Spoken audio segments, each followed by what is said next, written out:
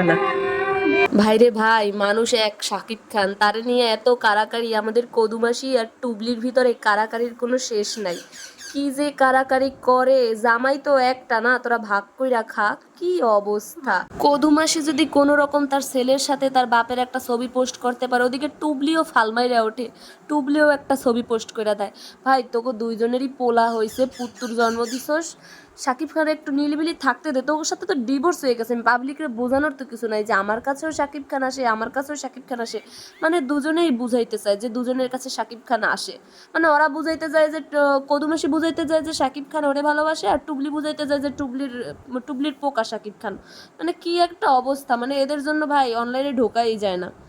মানে শাকিব খান এখন সুপারস্টার, তারে নিয়ে যে কি কারাকারি দুইজনের, কি বলবো এদের নিয়ে, আসলে বলার কিছু নাই। দেখি সেদিক খালি কীর্তি দেখি। মানে অপু বিশ্বাস একটা ছবি পোস্ট করবে, বুবলি একটা ছবি পোস্ট করবে, মাঝখানে ফাঁদে পড়ে কাঁদে হইলো শাকিব খান। ভাবে কি জ্বালায় পড়লাম দুই বউ লইয়া।